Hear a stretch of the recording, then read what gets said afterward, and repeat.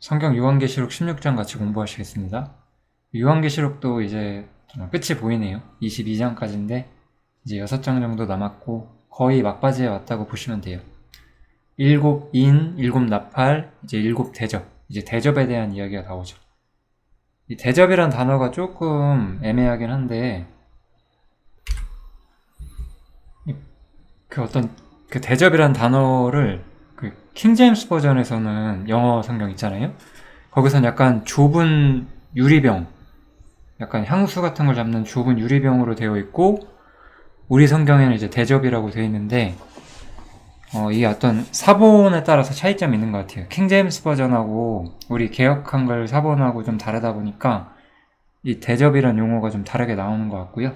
뭐 그게 굳이 이제 뭐 유리병이라는 용어가 맞느냐 아니면은 뭐 넓은 대접이라는 용어가 맞느냐, 이거는 뭐 그렇게 중요한 건 아닌데, 그냥 제가 개인적으로 대접을 공부하다가 약간 의문이 들어서 얘기를 했습니다. 뭐 아무튼 이제 이 진노의 7대접 이야기를 시작을 해보면요, 간단히 이제 하나님의 성전에서 큰 음성이 나서 7천사에게 말하되, 우리 15장에서 7천사가 7대접을 각각 받았죠. 이제 너희가 가서 이 하나님의 진노의 7대접을 땅에 쏟으라라고 하나님 명령하셨고, 이렇게 대접이 쏟아지기 시작을 해요. 첫 번째 대접이 쏟아지면서 악하고 독한 헌대가 나와서, 이거 뭐 병이죠 일종의. 그래서 짐승의 표를 받은 사람들, 이제 주님께 굴복하지 않고 사단에게 굴복한 사람들과 그 우상에 경배하는 자들에게, 이거는 좀 생각해 볼 필요가 있죠. 사람들과 우상에 경배하는 자들. 저는 좀 그 표를 받는다는 것이 어떤 경제권을 장악한다는 뜻인데, 어쩌면 모든 세계가 동일한 경제권 속에 전 세계가 들어가는 것이냐, 아닐 수도 있거든요. 그럴지라도 그 어떤 우리가 짐승이 나오는 어떤 로마의 어떤 그 형태를 이어가는 최종적인 제국, 아마도 유럽에 있는 열방 중에 한 나라이거나 유럽을 통합한 어떤 시스템이겠죠. 그럼 그 바깥에서는 예를 들어서 표를 받지 않더라도 우상에 경배하는 자들이 나타나게 될 거예요. 아마 그래서 표를 받는 사람들과 우상에 경배하는 자들, 이렇게 두 개를 따로 적어놓은 것 같아요. 예를 들어서 뭐 저기 어떤 유럽에 영향력이 미치지 않는 곳에서는 뭐 표를 받는 일, 매매를 하기 위해서 어떤 그 시스템 속으로 들어가는 일은 없겠지만, 그래도 그 우상에 경배하는 일은 나타나게 될 것이다. 이렇게 봤을 때 어쨌든 하나님께 굴복하지 않은 모든 사람에게 이 진노의 대접이 쏟아진다는 거죠. 우리가 인이 떼어질 때랑 나팔이 불릴 때는 뭐 땅의 4분의 1 혹은 땅의 3분의 1이 어떤 재앙을 받았지만, 이제 온 세상에 재앙이 쏟아진다라고 저는 좀 생각이 듭니다. 어쨌든 이렇게 첫 번째 대접이 쏟아지고 독한 헌대가 짐승의 표를 받은 사람들에게 나타난다라고 나오고 있습니다. 헌대라는 말은 일종의 어떤 종양이나 아무튼 그런 병을 의미하는 거라고 생각하시면 될 것 같아요. 두 번째 대접은 바다에 쏟아지게 되는데, 이 바다가 곧 죽은 자의 피처럼 되고 바다 가운데 모든 생물이 죽더라, 이런 이야기가 나와요.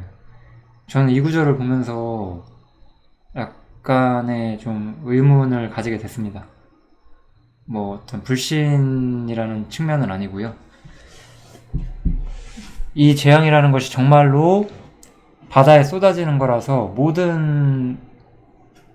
바다에 있는 모든 생물이 이 시점에서 전부 멸종하는 것이냐, 아니면 이 바다라는 것이 어떤 상징적인 어떤 영역을 의미하는 것이냐, 이게 좀 개인적으로 의문이 들더라고요. 뭐 우리는 지금 이거 모를 수 있어요. 언젠가 이 시대에 사는 사람은 이 말씀을 정말로 이해하게 되겠죠. 이 대접이 바다에 쏟아질 때 어떤 정말로 바다에 하나님의 대접이 쏟아지고 바다에 있는 모든 생명이 멸종하는 것인지, 아니면 저는 개인적으로 이 바다가 세상을 상징하기 때문에 어떤 세상 사람들이 영적으로 사망 선고를 받는다는 의미가 될 수도 있는데, 조금 개인적으로는 뭐 이런 건 아직 저는 답은 알지 못해요. 아마 제가 휴거되거나 혹은 주님이 생각보다 늦게 오셔서 제가 먼저 주님께 가게 될 때에 그 시기가 되어야 알겠죠. 제가 이 세상에서 하나님의 일을 하는 동안에 제가 이거에 대한 답을 찾을 수 있을 것 같진 않아요. 뭐 이게 그렇게 중요한 얘기는 아닐 수도 있고요. 아무튼 이렇게 두 번째 대접이 쏟아지고 있어요. 세 번째 대접도 이번에는 강과 물군원에 쏟아진대요. 마찬가지로 이것도 어떤 정말로 강과 물군원에 쏟아지는 것인지 아니면 상징적인 의미가 있는 것인지 정확히는 잘 모르겠어요. 뭐 정말로 그런 일이 일어날 것 같기도 하고 아니면 상징적인 거일 수도 있겠고요. 그것이 우리가 지금 100% 알지는 못할 것 같고, 근데 그냥 제 개인적인 견해를 좀 이야기하자면 저는 한 진짜라고 한 90% 정도 생각하고 어쩌면 상징일 수도 있겠다 한 10%. 이건 그냥 제 개인적인 견해입니다. 여기서 저는 항상 이런 것보다 더 중요한 것은 이 천사가 이제 이렇게 말을 해요. 전에도 계셨고 지금도 계신 거룩하신 이여 하나님이시잖아요. 이렇게 심판하시는 것이 의로우시도다, 이렇게 이야기를 한다는 거예요. 이 하나님의 대접이 쏟아지고 세상에 이런 엄청난 재앙과 심판이 일어날 때 이 하나님의 거룩한 천사들이 하나님의 심판이 의롭다라고 말한다는 거죠. 사람들은 왜 하나님께서 이렇게까지 심판하냐라고 우리가 복음 전할 때 이런 질문을 할 때가 있어요. 그렇지만 이 세상과 하나님의 모든 것을 곁에서 본 천사들은 하나님이 이렇게 인생들을 심판하는 것이 너무나 의롭다라고 선언을 하는 거죠. 천사들은 또한 말해요. 저희가 성도들과 선지자들의 피를 흘렸으므로 저희로 피를 마시게 하는 것이 합당하니이다, 이렇게 말을 하죠. 이렇게 어떤 이 재난의 피를, 이 재앙의 대가를 사람들이 마주하는 것이 합당하다라고 이야기를 하고 있어요.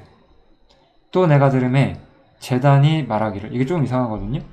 다른 성경에 보면은 우리 다른 이제 영역본이나 원문에 보면은 제단 안에 또 다른 천사가 있는데 그가 말하기를 이렇게 써 있거든요. 제단에 있는 또 다른 천사가 말하기를 그러하다. 뭐 상관없겠죠? 주 하나님 곧 전능하신 이시여 심판하시는 것이 참되고 의로우시도다 하더라. 항상 저는 요한계시록 강의를 시작할 때부터 제가 이 이야기를 했던 것 같아요. 하나님의 심판은 참되고 의롭다. 마침내 이 하나님의 의롭고 참된 이 심판이 집행되고 하나님의 영원한 영광이 나타나고 있다. 우리가 이것에 대해서 오히려 기쁨을 가져야 한다고 저는 생각을 해요. 이제 네 번째 대접이 쏟아지게 되죠. 이번에는 해가 권세를 받아서 불로 사람들을 태우니, 이것도 어떤 자연적인 재해일 수도 있고 상징적인 의미일 수도 있겠죠. 사람들이 크게 태움에 태워진대요. 이거 우리가 지금 사는 거 보면 정말로 이럴 수 있을 것 같지 않나요? 지금도 막 더위나 이런 것들이 엄청나게 심각하고, 저는 그래서 이 대접에 나오는 어떤 재앙들이 저는 개인적으로 90%는 문자적인 상징이 아닐까, 어떤 전혀 다른 의미는 아니지 않을까라고 생각을 해요. 물론 저는 이 대접이 쏟아질 때 이 땅에 있지 않을 거기 때문에 정확한 답은 모릅니다. 너무 놀라운 것은 이 재앙을 겪는 이 마지막 시대의 사람들은 이 재앙들을 행하는 권세를 가지신 하나님의 이름을 회방한대요. 참 놀랍죠. 어떤 식으로 회방할지 참 궁금하긴 하네요. 어떤 식으로 회방을 하고 어떤 식으로 심판을 받게 될지 우리는 정확히 알 수가 없으니까요. 또한 회개해서 영광을 주께 돌리지도 않죠. 사람들이 결코 하나님한테 돌이키지 않는다는 거예요. 이 시대가 되면은 이미 하나님께 돌이키고자 하는 사람들은 돌이켰고 이스라엘의 14만 4천 명이 됐거나 흰옷 입은 무리가 됐을 거예요. 그렇지 않은 사람들에게는 이제 심판만이 남아있어요. 이번에 이 5번째 대접은 그 진노가 쏟아지는 영역이 조금 달라요. 지금까지의 재앙은 어떤 열방에 좀 보편적으로 쏟아졌다면은 이번에 쏟아지는 대접은 짐승의 보좌, 즉 유럽의 어떤 국가이거나 그 로마의 어떤 정신을 이어가는 그 다니엘서에 나오는 4번째 제국, 이 로마 제국의 어떤 형태를 이어가게 되는 마지막 제국. 우리 로마 얘기를 다시 한번 해보자면은 그 다니엘서의 신상이 나오죠. 머리는 금이고 그 상반신 가슴 윗부분은 은이고 배는 동이고 다리 부분은 그 철로 되어 있었던 그 짐승, 그 철로 되어 있는 4번째 짐승이 로마잖아요. 그래서 우리가 그 철로 되어 있는 로마를 보면서 로마가 이제 다리가 2개라서 우리가 그걸 동로마, 서로마로 갈라지는 거로 보거든요. 어떤 그 역사 성경학자들이. 그 다음에 이제 10발가락이 나오는데 10발가락처럼 10뿔이 나온다라고 많이 봐요. 뭐 그런 건 저는 정확히는 뭐 이렇다 저렇다 제가 확답은 드리기 어려운데 제가 다니엘서에 뭐라고 말했는지 제가 기억이 안 나네요. 아무튼 보편적으로는 맞는 이야기죠. 아무튼 그런 식으로 이 5번째 대접이 쏟아지는 영역은 이 짐승의 보좌, 이 로마죠. 로마기 때문에 이탈리아냐? 저 그렇게 우리가 단정 지을 수 없어요. 어쨌든 로마 제국의 영향을 받는 어떤 유럽의 통합 세력이거나 어떤 그 나라의 한 국가가 유럽 전체를 장악하거나 이런 여러 가지 뭔가 일들이 발생하게 될 거예요. 아무튼 그 국가에 심판이 쏟아지게 되고 나라가 어두워지고 사람들이 아파서 자기혈을 깨면 돼요. 이런 고통 때문에 또 하나님을 회방하고 저희 행위를 회개치 않는다. 이게 5번째 대접이죠. 이번에 6번째 대접은 뭐냐? 이 6번째 대접은 큰 강 유브라데에 쏟는다고 말을 해요. 유프라테스 강이라는 강이고 유프라테스 강이 어디 있냐면은 그 터키 쪽부터 시작해서 시리아 있죠. 그 맨날 싸우는 그 이스라엘이랑 막 그런 중동에 맨날 전쟁하는 그 난민 나오는 그 시리아라는 국가 있죠. 그 이제 터키 쪽부터 이렇게 시리아까지 이렇게 거대하게 흐르는 강인데 그러면 이 강의 동방이 어디냐? 중동이죠, 중동. 조금 더 오른쪽으로 오면은 이렇게 유브라테스 강이 이렇게 있단 말이에요. 여기 유브라테스 강이면 여기가 중동. 여기 중동 지나면 여기는 이제 중국, 여기라고 하면 이제 우리나라 이렇게 있겠죠. 이쪽은 이제 유럽이죠. 이쪽은 이제 이스라엘. 이쪽 밑에 이스라엘이 이렇게 있고 이쪽으로 그 터키가 있고 그리스가 있고 그 다음에 이제 서유럽 쪽으로 이렇게 들어가죠. 아무튼 동방에서 오는 왕들의 길이 예비된대요.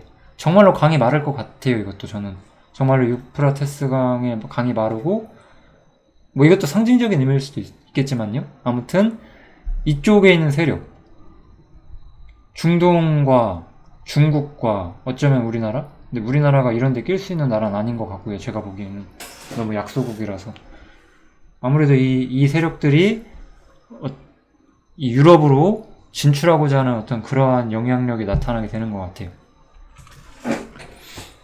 이러면서 이제 개구리 같은 새 더러운 영이 나온 게 된대요. 그래서 용의 입, 첫 번째는. 그 다음에 짐승의 입. 용의 입은 사단이었죠? 짐승은 적그리스도. 그 다음에 이제 적그리스도를 어떤 떠받들기 위해서 거짓을 말하는 거짓 선지자.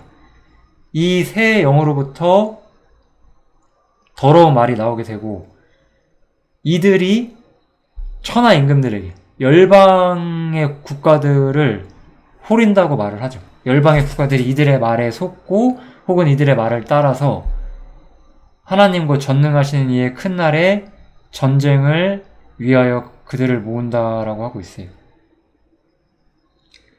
역시 이 말이 의미하는 것은 이스라엘의 14만 4천 명이 하나님의 신자로서 남아있고 사실 아마 이방인들 중에 믿는 사람들, 흰옷 입은 무리들은 자기 자신이 속한 나라에서 아마 핍박을 받고 있을 거예요. 그렇지만 이 동방에서 오는 왕들의 세력과 적그리스도의 세력, 그 유럽이죠. 그쪽 모든 세력이 전쟁을 위하여 준비를 한다는 거죠. 이 하나님께 대적하기 위해서. 그럼 우리가 요한계시록 12, 13장 봤을 때 이 전쟁의 어떤 무대는 어디가 될까요? 아무래도 이스라엘이 되겠죠. 이스라엘을 향해서 이스라엘과 싸울 준비를 하는 거죠. 이 이스라엘이라는 국가가 하나님을 섬기기 때문에 이렇게 세상에 재앙이 일어난다. 이런 말도 안 되는 주장이 받아들여지고 온 세상이 이스라엘에 있는 사실 그 어떤 성도들, 그들을 멸절시키고자 아마 준비를 하는 그런 모습이 일어날 것 같습니다. 여기까지 이제 재앙에 대한 이야기가 나오면서 이제 이 이야기가 거의 마지막으로 향하게 돼요. 그 와중에 이제 주님께서는 어떤 이야기를 더해 주시는데, 보라, 내가 도적같이 오리니, 그러죠? 우리는 가끔씩 주님이 도적같이 오신다는 말씀을 이제 예를 들면 데살로니가 후서 이런 데서도 보죠. 이 구절이 여기에 쓰였다는 것은 데살로니가 후서에서도 마찬가지인데 거기서도 주님이 지상재림에 하는 걸 말하고 있거든요. 그러니까 주님이 도적같이 오신다고 말할 때 이것은 지상재림에 대해서 사람들이 전혀 대비하지 못하고 있다는 걸 상징을 해요. 어쩌면 공중재림은 이 지상재림보다 더욱더 징조가 없지만 우리는 항상 깨어서 주님을 하늘에서 만나는 것을 기대하는 사람들인 반면에 이 환란기에는 이렇게 많은 재앙과 표적들이 보임에도 사람들이 주님이 올 것을 기대하지 못하는 시점에 도적같이 온다. 이렇게 우리가 생각하면 되겠죠. 즉 이런 시대에도 그런데 여기 보면 누구든지 깨어 자기 옷을 지켜 벌거벗고 다니지 아니하며 자기의 부끄러움을 보이지 아니하는 자가 복이 있다. 이때도 깨어서 흰옷 입은 무리들 혹은 14만 4천 명 이렇게 끝까지 신앙을 지키는 사람들이 있을 거예요. 그렇지만 그렇지 않는 사람들에게는 하나님의 영영한 심판이 있게 되겠죠. 이렇게 갑자기 신자 믿는 사람들에 대한 복에 대한 삽입구가 나온 다음에 다시 한번 이야기가 앞구절과 연결이 돼요. 이 앞에 나왔던 이 세 영, 용의 입, 짐승의 입, 거짓 선지자의 입, 이 세 영이 히브리음으로 아마겟돈이라 하는 곳으로, 이 아마겟돈이라는 지역이 아마도 그 이스라엘 이름으로는 이제 아마겟돈인데 다른 성경에는 무깃도라고 써 있는 것도 있거든요. 그래서 어떤 그 이스라엘 북방에 있는 어떤 지역인데 그 지역으로 어떤 전쟁을 예비하는 군대들이 그쪽으로 모인다는 의미인 것 같아요. 이 아마겟돈이라는 지명이 실제로 있습니다. 그래서 그쪽으로 어떤 전쟁을 하려고 하는 세력들이 모인다. 우리가 이것을 볼 수가 있죠. 이렇게 일곱 대접에 대한 이야기는 한 성경에 끝나요. 그러면서 이제 또 항상 우리 성경에서 어떤 이야기를 쭉 한 다음에 요한계시록은 특별히 다른 관점에서 또 다른 이야기를 조금씩 덧붙이잖아요. 그런 식으로 이제 조금만 덧붙일 이야기가 남아있고, 아무튼 그 이야기가 이제 17, 18장에서는 이제 큰 성과, 그 다음에 바벨론, 그리고 음녀, 이런 것들에 대한 또 다른 계시가 조금 덧붙여지긴 하겠지만 전체 대접에 대한 이야기는 요 16장에서 거의 끝나게 되죠. 이제 일곱 번째 대접을 살펴보면, 이제 일곱 번째 대접이 쏟아지게 되면 어떻게 되냐, 큰 지진이 있어서 이 지진이 얼마나 큰지 사람이 땅에 있어 오므로 이같이 큰 지진이 없었다라고 말을 하고 있어요. 사실 이 이야기를 해보면 인간은 하나님과 맞서기 위해서 그 무깃도, 그 아마겟돈이라는 지역으로 자신들의 어떤 그 물리적인 힘을 충동을 하지만 하나님께서는 지진으로 다 끝장내 버리신다는 거죠. 정말 엄청난 일이죠. 인간은 하나님께 도전할 수가 없어요. 어리석은 존재들이죠. 이 어떤 지진 때문에 큰 성이 세 갈래로 갈라진다라고 나오게 되는데, 이 큰 성이 어딘지가 제가 잘 모르겠네요. 예루살렘을 의미하는 것인지 아니면 그 적그리스도의 본거지를 말하는 것인지가 좀 저는 답을 못 내려드릴 것 같아요. 이 큰 성 바벨론 이거는 좀 이 성자를 없애야 돼요. 괜히 헷갈리거든요. 이게 이거 같고 이 단어는 없어요. 그래서 첫 번째로 큰 성이 갈라지고 어쩌면 예루살렘일 수도 있어요. 우리가 이 스가랴 같은 성경을 보면 예루살렘이 갈라지는 것을 의미하는 걸 수도 있을 것 같고요. 이건 뭐 천천히 고민해 보시면 될 것 같아요. 이걸 제가 지금 어디라고 정해주는 것이 뭐 그렇게 큰 의미가 있다고 생각이 들진 않아서 제가 스가랴를 보고 강론을 준비했으면 답을 좀 내드릴 수도 있었을 텐데 제가 스가랴를 굳이 요구하면서 보질 않아가지고 그냥 넘어갈게요. 아무튼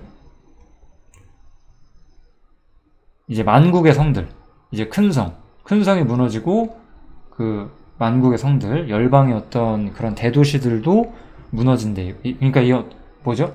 어떤 전지구적인 어떤 지진이 발생한다고 보면 되겠죠. 그리고 큰 성 바벨론이 하나님 앞에 기억하신 바 되어 그의 맹렬한 진노의 포도주 잔을 받음에 이 큰 성 바벨론이 진노의 포도주 잔을 받게 된다라고 말을 하죠. 제가 바벨론이 명목상의 기독교계를 의미한다라고 제가 한번 말씀을 드렸고 제가 다음 17장, 18장에서 이 이야기를 좀 더 보충을 하겠습니다. 그리고 각 섬도 없어지고 산악도 간데 없을 것이다. 엄청난 지진이 온 세상을 뒤흔들게 될 거고 그때 이제 사람들이 가진 모든 기반이 다 흔들려 버리는 거죠. 사람들이 뭐 하나님과 싸우려고 과학기술을 무장하고 뭐 군대가 있고 뭘 해봤자 지진 하나면 아무것도 아니게 되는 게 사실 세상이거든요. 이번에 또 무게가, 이거 무게란 단어죠. 중수라는 게. 무게가 1달란트나 되는 큰 우박, 1달란트가 되게 무겁거든요. 몇십 킬로 정도 됐었던 것 같은데 엄청난 우박이, 진짜 운석이죠. 운석 이 정도면. 그런 큰 우박이 하늘로부터 사람들에게 내린대요. 사람들이 그것을 인해서 하나님을 회방하니 그 재앙이 심히 크미러라 이렇게 나오죠. 저는 이것을 통해서 다시 한번 말씀드리고 싶어요. 하나님과 맞서기 위해서 도전했던 열방, 그 로마 제국과 동방에서 오는 왕들의 세력, 그리고 온 세상 사람들의 그 도전, 하나님과 맞서서 이기고자 하고 그런 것들 다 무의미해요. 하나님의 대접이 쏟아질 때 이들은 하나님께 저항할 수 없고 영영한 심판에 떨어지게 되는 거죠. 이제 하나님의 심판의 최종 국면이 시작됐어요. 지금 오늘 저희는 7 대접에 대한 이야기를 간단히 봤고 17, 18, 19장에서 최종적으로 인류 역사에 어떤 일이 일어나고 인류 역사가 어떻게 끝나고 열방에게 어떠한 심판이 떨어지는지 보게 될 것이고 하나님의 나라, 영원한 하나님의 세계가 어떻게 형성될지 살펴보면 요한계시록이 끝날 것 같습니다. 요한계시록 16장은 여기서 마치겠습니다. 감사합니다.